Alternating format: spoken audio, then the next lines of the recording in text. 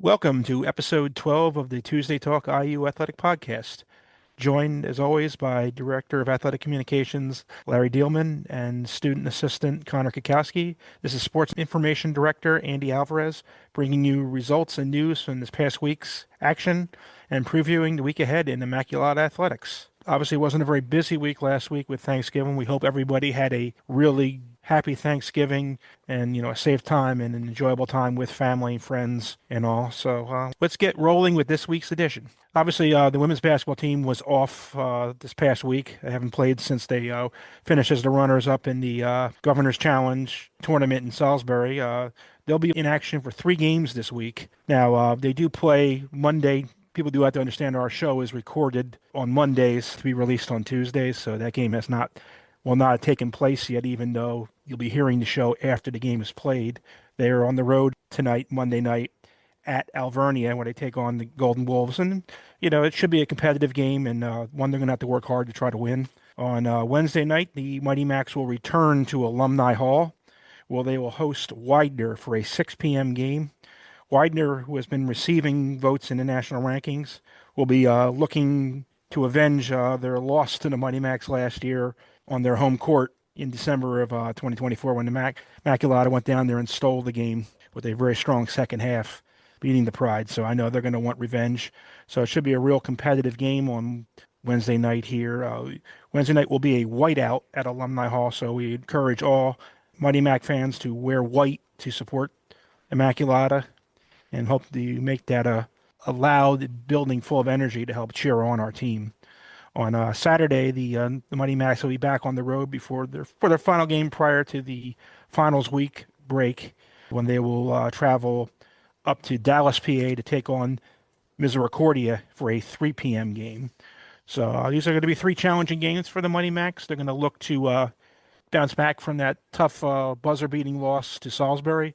Still a great tournament for them, great experience. Carly Coleman was the most outstanding player in that tournament. I know they'll be looking for her to lead this team as they head into these 3 tough games, and it should be a good week for them. Yeah, overall, some good slate of games coming up for women's basketball is literally just MAC teams, either in the MAC Commonwealth or the MAC Freedom. So definitely a tough slate, but a good one to get some more experience coming off of that heartbreaking loss to Salisbury. Alvernia usually has some good teams. So does Misericordia, and then obviously me being formerly of Widener. Widener always has some great teams, especially their women. They took down Messiah to win the conference championship a few years ago, so they definitely have a strong team.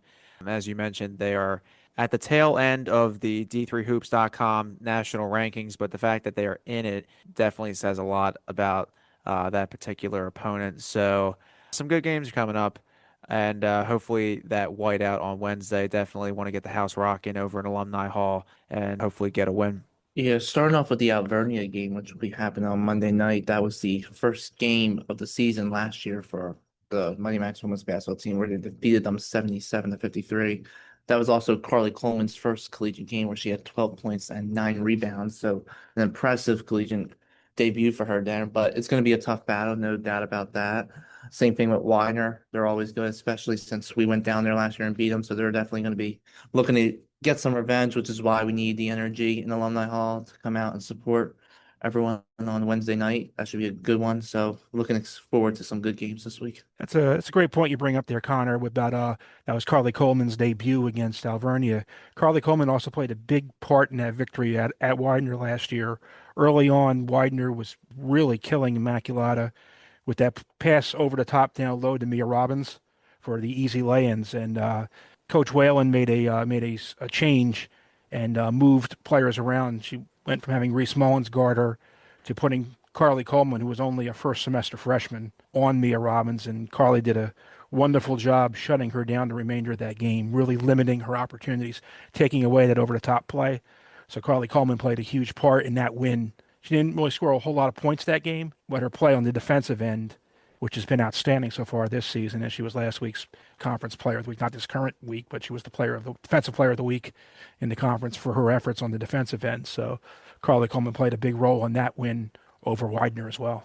Yeah, that's another good point you bring up because I don't think she started that game. That was the only game she did not start last year, I believe, in that Alvernia game. But because she was just coming off of soccer, but then she saw a lot. Go ahead. What were you gonna say? Yeah, she played in the semifinal that Wednesday for women's soccer up at Marywood.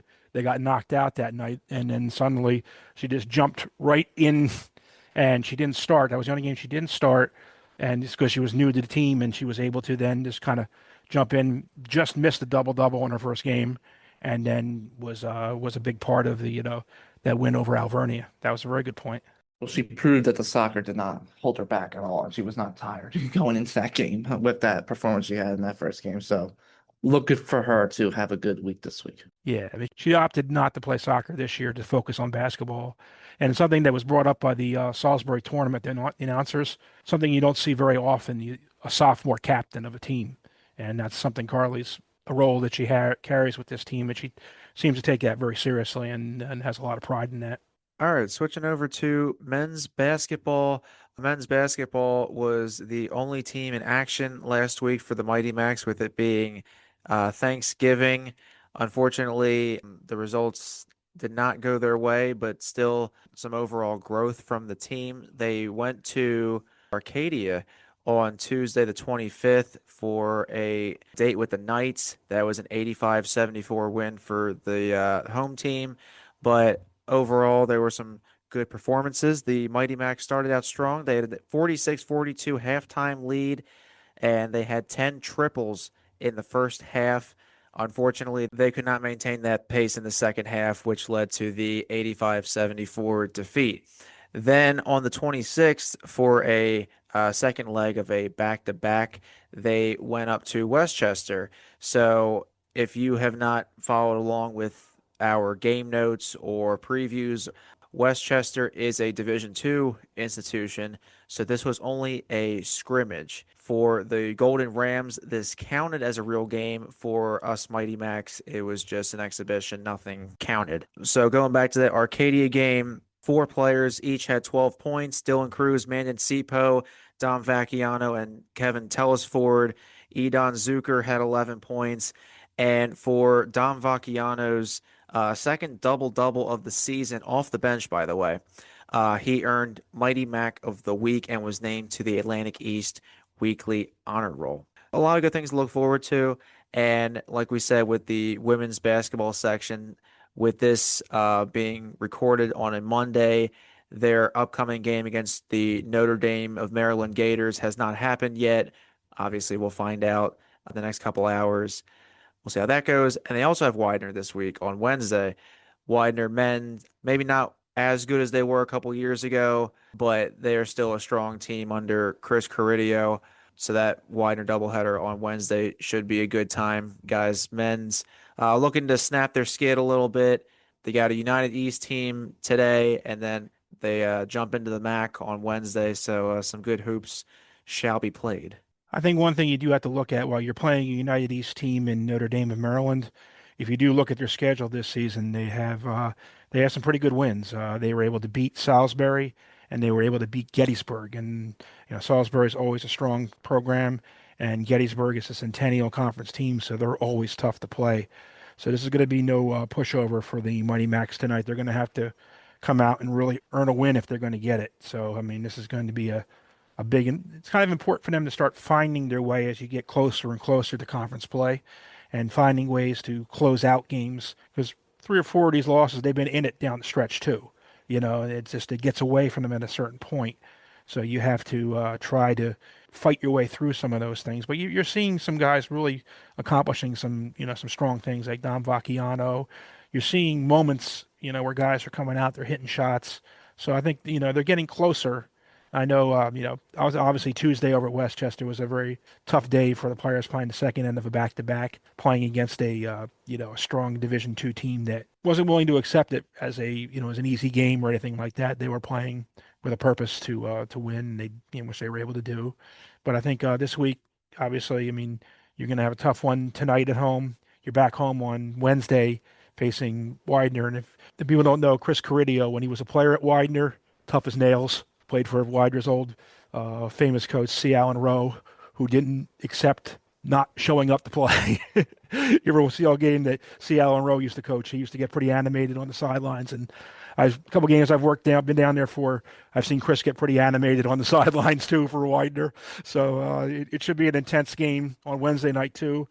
Looking forward to seeing big crowds for both the men's and women's game that day. White out. Hope all the fans are there wearing white.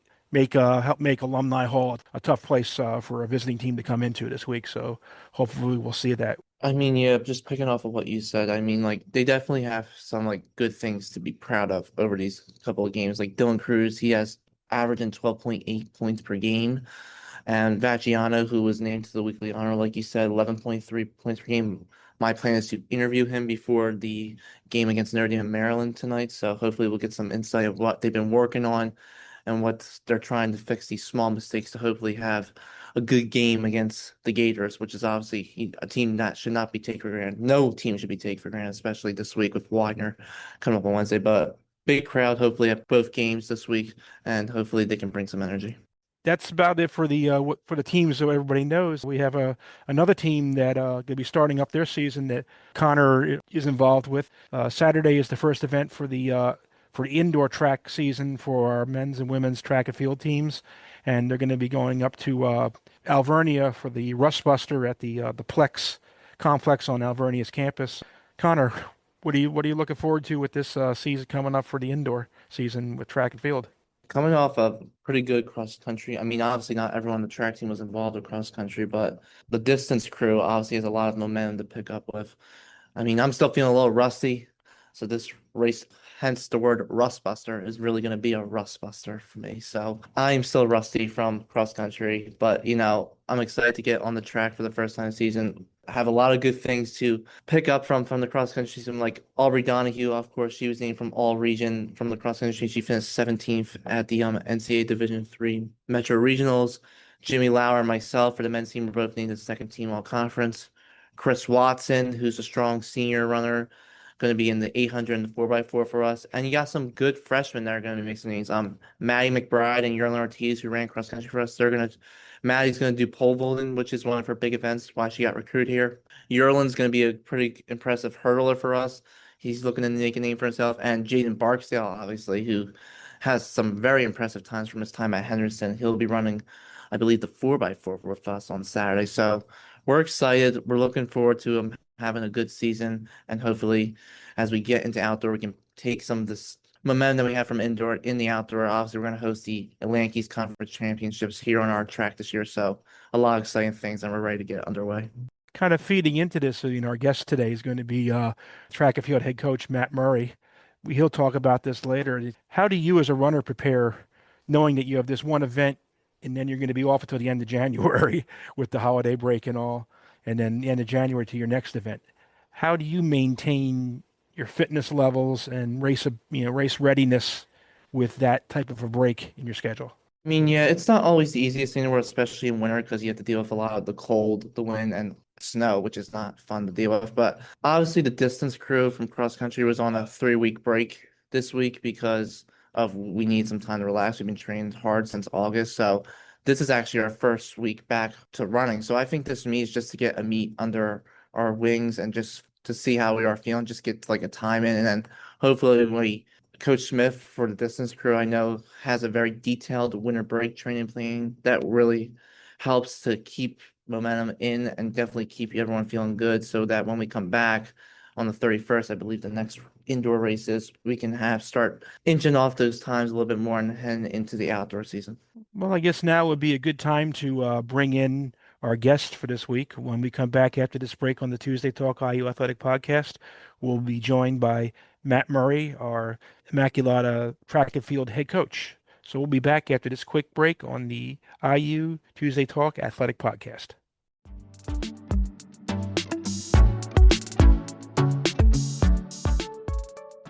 Welcome back to the Tuesday Talk IU Athletic Podcast. We are joined by Immaculata track and field head coach Matt Murray. Welcome to the show, Matt. Thank you so much for having me. It's an absolute pleasure to come on here and talk about track and field and represent the program. So, Matt, you have 1 year under your belt now. What are your expectations for year two? Obviously, we got a big team this year. So, what do you think? How the team's going to do as we get indoor kicked off? Yeah, so I think that's a great question. Year one was definitely a fun year for me, just trying to get my feet wet and, understand how to be on the opposite side and be a coach and lead people. But when it comes to year two, my expectations kind of stem off of what the goal was last year, trying to work hard to promote an all-inclusive culture. The same thing goes with, getting our training better in technical blocks, making sure that we're executing all the small things that way when we go out there and compete. We're not as anxious and we can focus on, what we need to specifically for that meet. Track and field is a very mental sport, and a lot of people, including myself, when I competed, struggled with that. And that's kind of one expectation I want to cover this year is like how to conquer that mental block for track. So I would say that's definitely a big one for us. Matt, was it your plan to get right into coaching following your own collegiate career at the Sales? It's always been a plan for me. I grew up doing track and field from sixth grade and quickly fell in love with the sport. Um, and, throughout high school, I felt like I just didn't have the support I needed from a coach. And I kind of found that in college. And when I was in college at DeSales University, I used to pick my head coach's brain all the time just on how to run a program, recruit, plan practice schedules out, enter people in meets. So for me, I always knew it was something I wanted to do. I'm a very, very passionate individual when it comes to Division three track and field. I was able to finish 13th in the country during my college career, and this is something that has changed my life.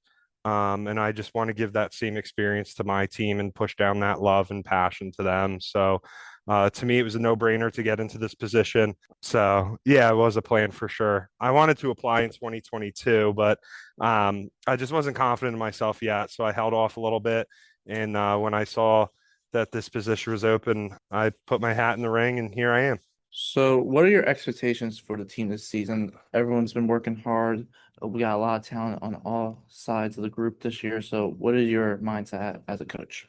Yeah, so that's a fantastic question. This year, I was actually running the numbers on our roster yesterday. So we had 12 men and 12 women last year. And this year, we're up to 23 men and 22 women, which is a crazy jump, being able to pretty much double what we had. So I would say the big expectation for us is to compete hard and compete when it matters. We have the Atlantic East Conference Championship meet here in May of 26, where I'm hoping that, we might be able to come in the top three as a men's team and a women's team. But I honestly don't think the possibility of taking home that title is too far away from us. We have some very talented individuals that are here as freshmen now, and we have been able to develop, the class and the other classes that were here last year, another year having myself, Coach Smith, and Coach Tom, that I think it's something that we can definitely do is take home that title. So I would say that's definitely an expectation. What is your method for putting together a schedule for both indoor and outdoor seasons? For example, so for your indoor schedule, your first two meets are going to be at Alvernia, and you guys are going to Ocean Breeze in February, which I've always heard positive reviews about. So like, are there certain events or particular tracks or courses you always look at, or always just trying to get it in the invitationals, or what's your mindset with that? So that's definitely a loaded question, and I love how you had asked that. So, um, when it comes to scheduling meets, I actually try to look for competitions where I can get the whole team in. So that's the first thing on my pecking order is can the team as a whole get into the meet? The second thing is my top athlete on the team going to be competitive and have a challenge? And then my other question is, are my athletes that maybe aren't as confident in themselves to compete, are they going to be able to go to that meet and succeed and do what they are, capable of? So for me, when it comes to picking meets, I try to find meets where my top guy on the team is going to succeed and where my bottom person on the team is also going to succeed. But I also don't believe in saying that I have a top or a bottom guy on the team because we're all in different points in our journey.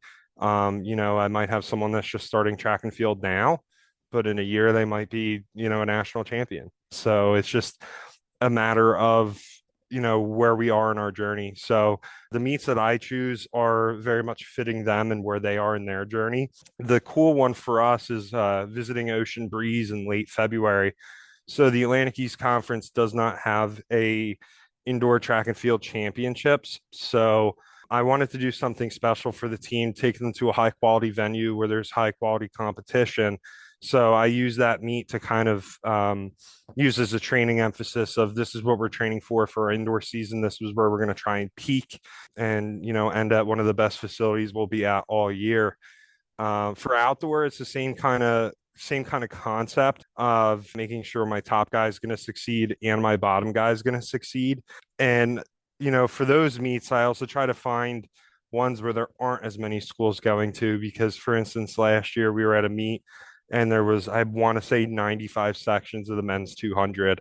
And that's just a nightmare for any program having to sit there and wait through something that long. So I try to find things that might be a little bit smaller competition wise, but still allowing my top guy to succeed and my bottom guy, while also not taking 15 hours. But when it comes to track and field, every meet's going to take that long. So, and I would say another thing that kind of influences decision making for our schedule is going off of things that I actually, or meets that I actually competed in when I was an athlete.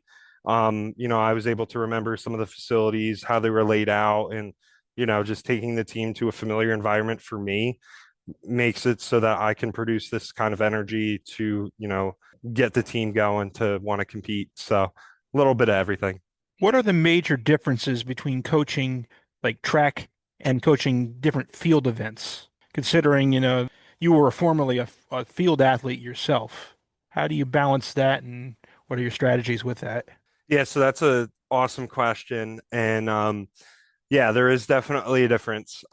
So the field aspect of track and field is your technical side of things. That's where you have your technical masterminds.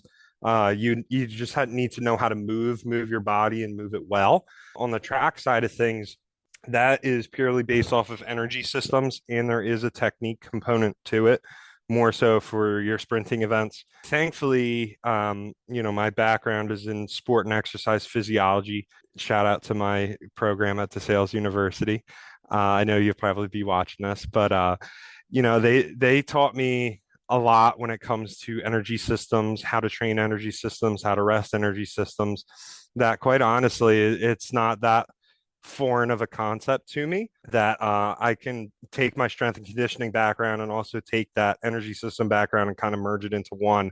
But thankfully, I have two amazing assistant coaches that help with that, being David Smith taking the middle distance and distance crew, and then Christian Stom, who takes my sprinters and hurdlers.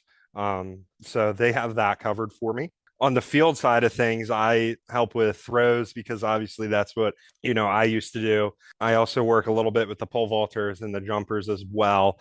So one thing I did, because I knew I definitely had a little area that was lacking from my knowledge, was I went out and did the United States track and field level 1 certification. So I was able to learn the basics on all of the events, so that way I can sub in and coach something here or there for that.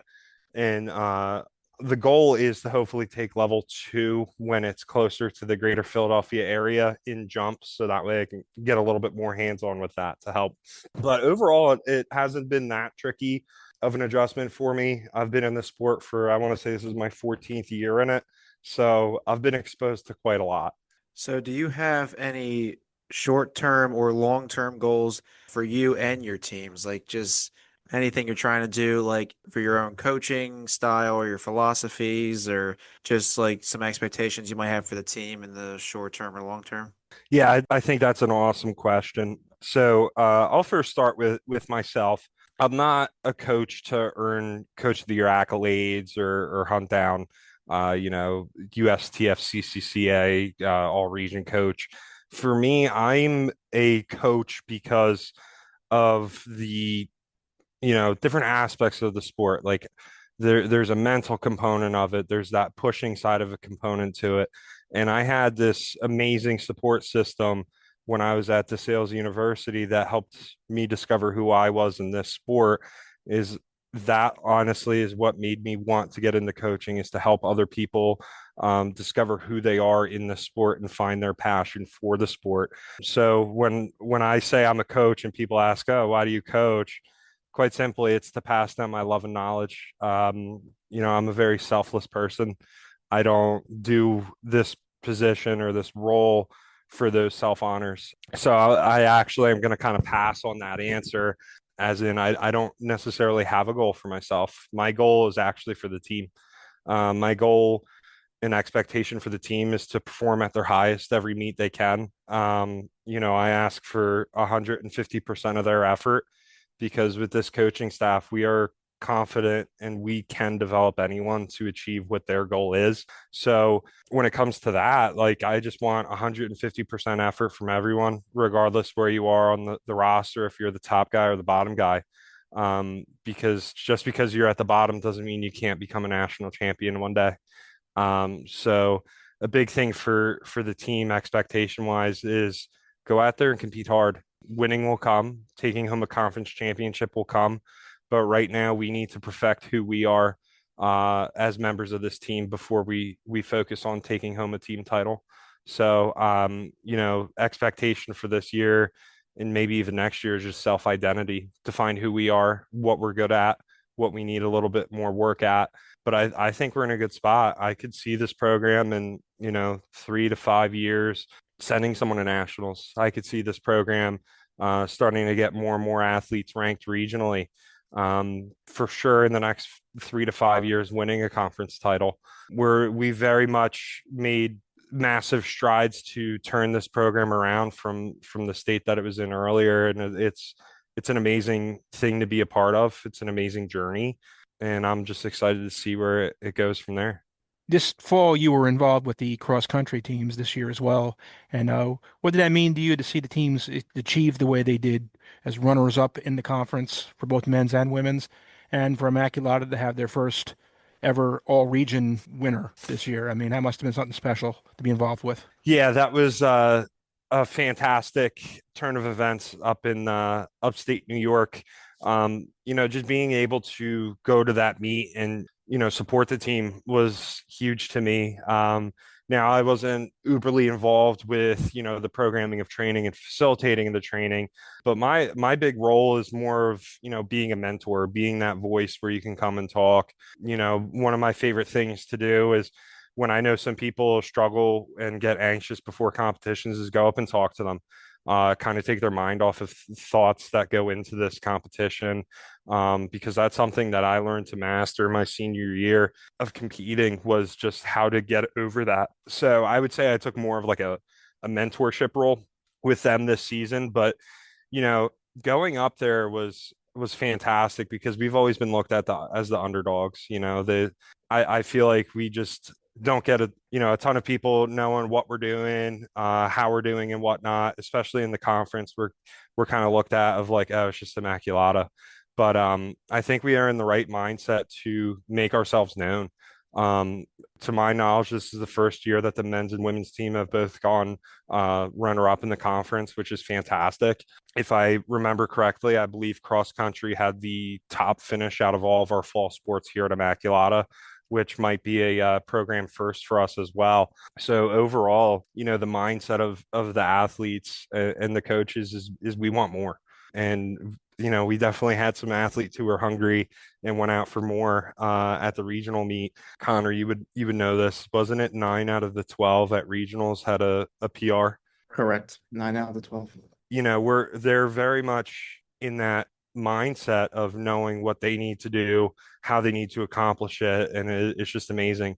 That cross country program is an amazing, talented program that gets me excited to go out there and coach track and field. Like, there's laying the foundation of the energy that's going to come off of the season. And I mean, to have 1,000,001 PRs this season, to coming in second place for both the men's and women's, getting a all region athlete, all before December is insane. can we carry that in the track? Absolutely.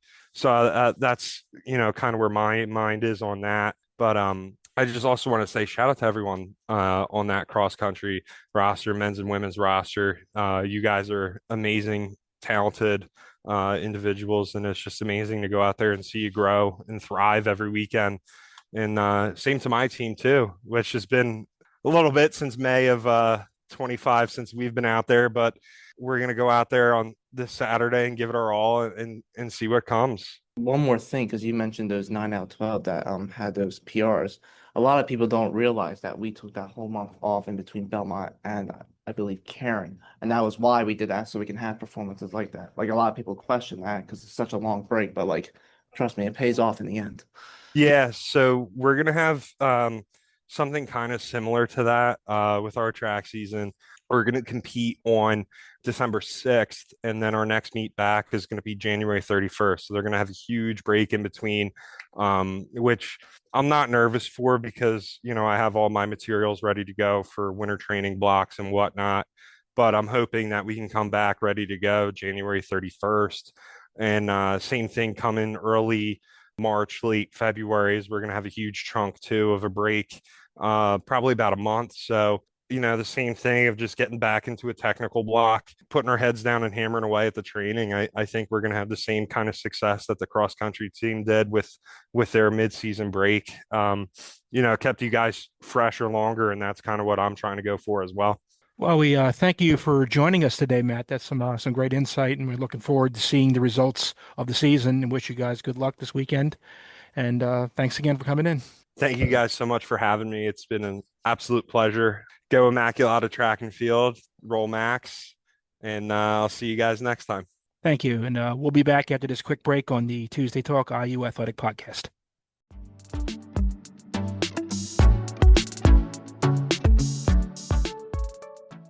Welcome back to the Tuesday Talk IU Athletic Podcast. That'll about wrap things up for this week. Thank you for tuning in, and we hope you'll join us again next week. Roll Max.